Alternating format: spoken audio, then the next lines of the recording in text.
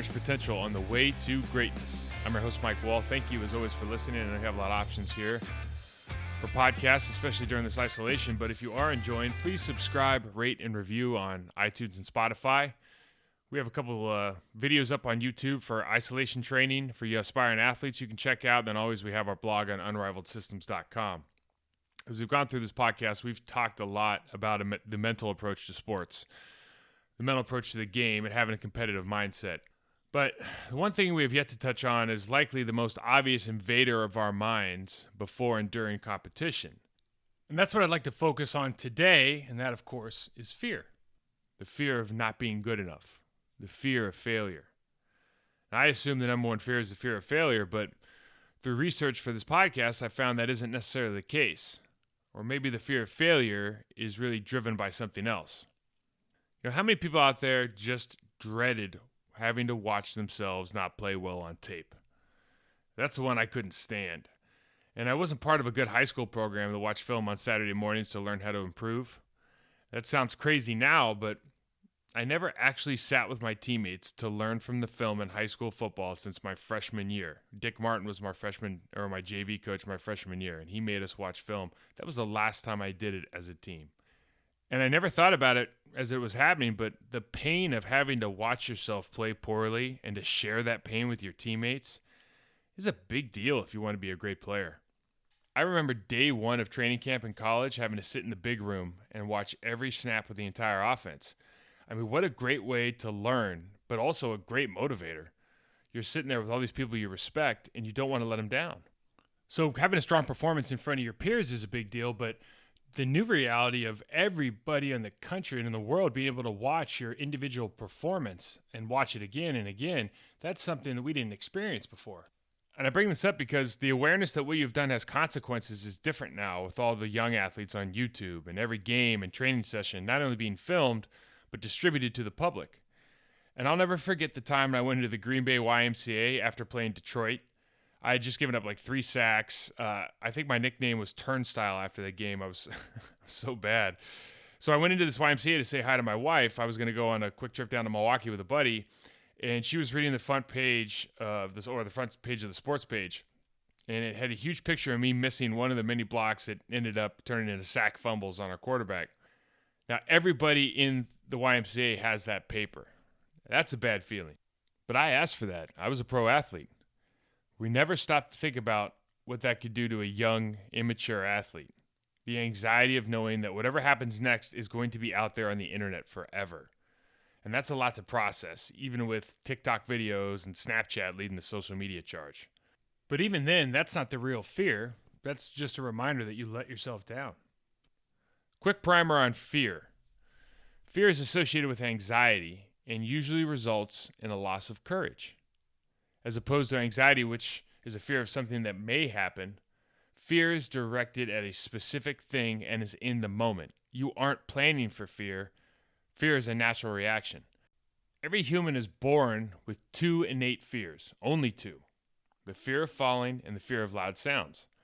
Every other fear we deal with on a daily basis is something that we manifest through experience or social learning. We call these natural fears. They're things that we learn to feel anxious about through direct experience or in our interaction with others.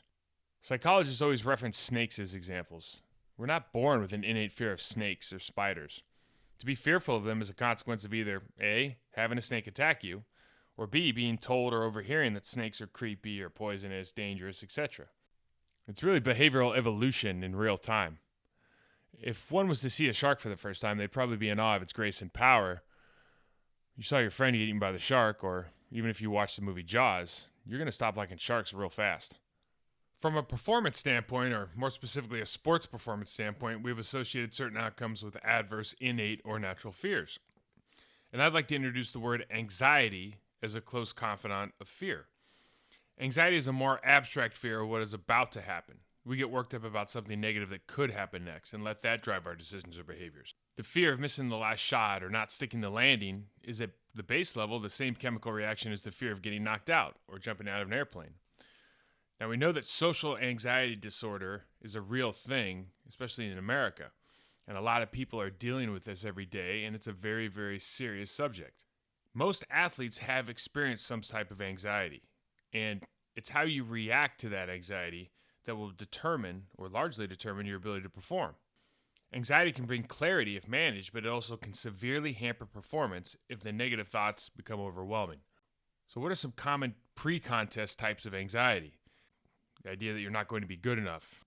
Maybe somebody's not going to accept you because of it. You're going to be rejected. You're going to be embarrassed publicly. You're going to fail your parents. You're going to fail your teammates, fail your coaching staff. Or it's the fear of reading bad stuff about yourself in the paper. The intensity of experience has a lot to do with performance. A fighter or combat athlete doesn't want to get knocked out in the middle of the ring with everyone watching. They don't want to get hurt. They don't want to fall. Mike Tyson talks all the time about how scared he was before the fights. Now, it's tough to imagine Iron Mike scared of others, but he was scared. How he handled that pre-fight fear, that pre-fight anxiety, made him the greatest heavyweight fighter in my lifetime.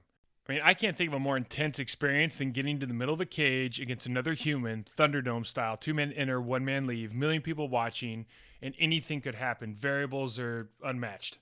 The number one source of fear in athletes, as determined by an interview-based 2013 study, which I will attach the link to in the notes, is a fear of failing in a complex motor skill, such as falling in gymnastics, crashing in the Super G, or bailing out during a big air contest on the X Games. This makes sense. The X Games are, for me, the best thing to watch on TV, largely because athletes are performing acts on bikes and snowmobiles or skateboards that I literally cannot imagine trying. This also follows the pattern of innate fears that we all hold as infants. The fear that these athletes have to overcome just to get to the point where they attempt the newest trick is mind-blowing. Injury fear most likely determines our career path in terms of sports selected and length of participation in said sport.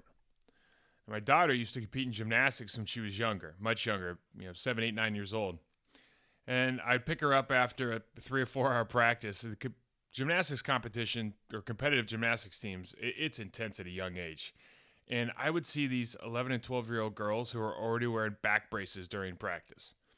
And my concern, I'm sure, was felt with my daughter. I come from a powerlifting background where weight belts are associated with low back pain. So to see girls just slightly older than my daughter wearing those braces was nerve-wracking for me.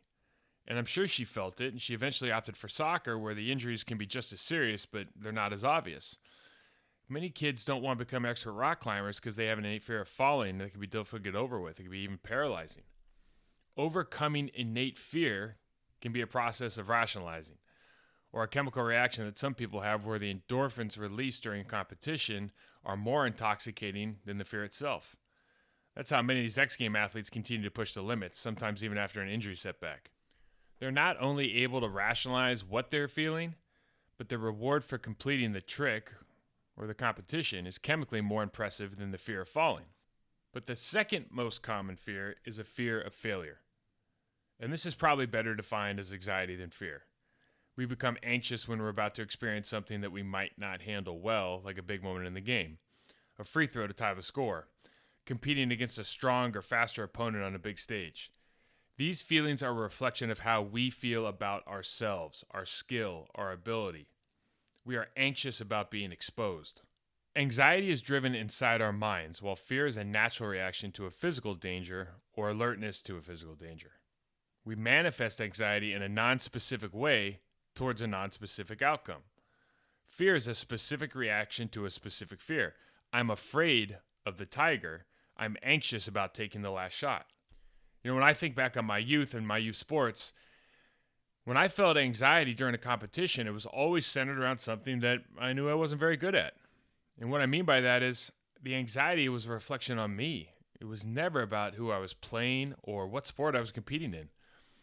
When I was in a hitting slump in baseball, I remember going into games worried about striking out. It didn't matter who was pitching. And it affected everything from my footwork to my judgment to my swing. I'd swing at anything at that point. But once you work it out, once I spent hours every single night with Pops playing soft toss after he got home from work, your judgment magically returns, your footwork returns, your confidence is back, and the anxiety is gone. It's the same thing in football. When you're not confident in you, in what you do, your technique, your reads, your footwork, you spend a lot of time worrying about the other guy. But it's never about the other guy. It's always about you. While anxiety can result in you feeling nauseous, weak-legged, or heavy-footed, it is a mental state of being that is signaling these physical reactions. And this, in many ways, is great news. Because anxiety is a mental state, it can be self-regulated. And again, I understand there are people out there suffering from social anxiety disorder that are really having to work and struggle with this every day, and I'm not trying to minimize it. But speaking solely from a sports perspective, this means that through understanding what is happening, we can control our anxiety, our fear, and allow the positives from the experience like heightened senses to help improve our performance. So if you're feeling anxious, understand that means you care about the outcome. I mean, I love that feeling when I'm about to do something I really care about and I don't want to butcher it. I don't want to screw it up. And the great thing about sports is you really get that chance quite often. In most team sports, one mistake or poor play can be turned around with an outstanding play. In baseball, you can strike out 3 times in one night. It's quickly forgotten if you hit the game-winning home run. An NFL defensive end would make the Hall of Fame if he made just 1 sack, one outstanding effort or combination of effort and luck out of the 70-odd plays they had every week. He could be outmatched for 90% of the game, but the recognition would follow the stats, especially if the sacks led to game-changing turnovers. Games are played multiple times every month, and there's always a chance to get back on track. Individual sports are often the same. A golfer can quickly erase early mistakes by focusing in on the rest of the course, and a strong kick can alter the day for a distance runner. It's all in our minds. Our approach to recognizing and dealing with anxiousness can be completely controlled within ourselves. Unlike fear, which can still be rationalized and controlled, anxiety is more of a future fear of what is going to happen. So recognize in your life there are a couple things that are going on during sporting events or pre-sporting events, pre-contests that you're feeling anxious on. 1, your body's releasing hormones causing you to feel weird. It's a normal thing. I talked a couple weeks ago about guys throwing up before every game. We just called it nerves. It's okay. It means you're doing something you care about. Understand what's going on within your body. 2, when it comes to anxiety, the worst case scenario is that you play poorly. That's it. No one's losing their leg. The sun's going to rise again tomorrow whether or not you hit the shot. So don't make the game more than it actually is. I mean, how you conduct yourself will have a far longer reach than how you actually play anyways. And 3, this is part of the game. This is why some people can't play. You have to embrace every part of the process to be a top athlete, even if it makes you uncomfortable. If you can wrap your mental arms around this one, the possibilities are endless. The best way to combat anxiety is to prepare for it. Train like you don't have a ceiling. Prepare for each opportunity like you want to embrace that thing that makes you the most anxious. If you're afraid of taking the big shot, step up and volunteer for it in practice. Create training environments for yourself that have consequences and test yourself there. Most people have a social anxiety disorder surrounding public speaking. What is the recommendation for those people more often than not? Start by taking up public speaking. When it comes game time, have a plan. We work routines and behavioral cueing so that we can stay on task and we reinforce ourselves with positive thoughts and stay the course. Fear and anxiety, negative emotions, they are all part of our lives and our relationships with sports, but we control them using the tools developed during our training. And I just want to leave you with a quote from Michael Jordan. I hope everyone's watching The Last Dance. I'll say it again. It's definitely the best thing going on TV right now. So here's a quote from the greatest of all time. I've missed more than 9,000 shots in my career. I've lost almost 300 games.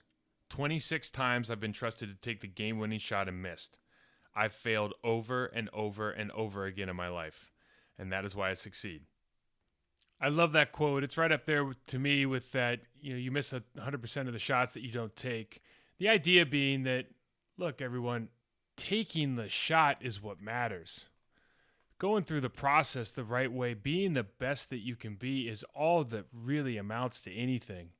Whether you hit the shot or not has very little to do with who you become.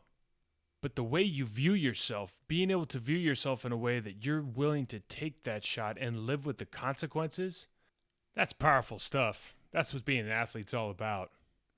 That's what we should all strive to be. All right, I think that's it for the week. This is Process to Perform. Again, if you're enjoying, please subscribe, rate, and review on iTunes or Spotify. Check out our blog on unrivaledsystems.com or check out the YouTube channel if you're looking for isolation training exercises, really for any sport. We've done a little bit focusing on football for the last week, but really just trying to be a better athlete. That's going to help you get to where you want to go. Have a great weekend, everyone. I'm Mike Walker.